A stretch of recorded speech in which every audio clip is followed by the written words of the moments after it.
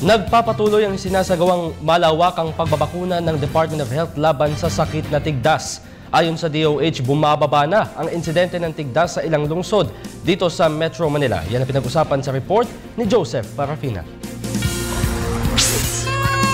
Wala yan, langgam lang yan eh. Wala yan,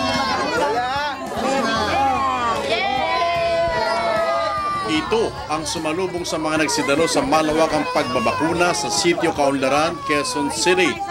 Mga iyak na mga badya na sa hinaharap ay ligtas na silang mahawa pa sa sakit na tigdas dahil nga nabakunahan na sila. Minarapat ng Department of Health National Capital Region na ituloy ang malawakang pagbabakuna sa mga batang hindi pa natuturukan ng bakunang ito laban sa tigdas na wala pang 5 taon. Hindi naman kailangan mangamba, ang mahalaga yung responsibilidad natin pabakunahan yung ating mga anak, lalo na yung 9 months old hanggang 15 months old, at yung kailangan yung booster, mga bata ay kailangan dalhin natin sa health center. Iniulat din ng NCR Director na dahan-dahan na bumababa ang bilang ng mga nagkatigdas nitong huling 2 linggo. Subalit di pa rin tayo dapat magpabaya para di na ito gasinong kumalat pa kung may natitira pang may tigdas.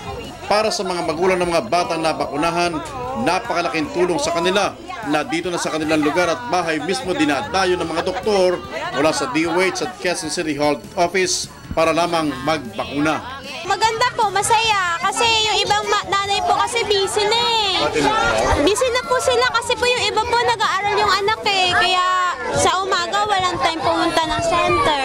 Ang batang ina namang ito ay positibo ang pananaw na maiwasan sana ang malawakang paglaganap ng tigdas kung magiging masipag labang ang mga magulang na dalhin ng mga ito sa center kung kinakailangan. Na nandito na yung mga doktor mismo sa barangay nyo? Siyempre. Kasi para hindi magkatigdas yung mga bata dito kasi baka may mahawa.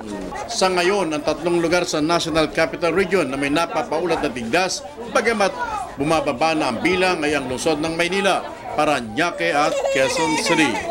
Para sa Telebisyon ng Bayan, Joseph Parafina.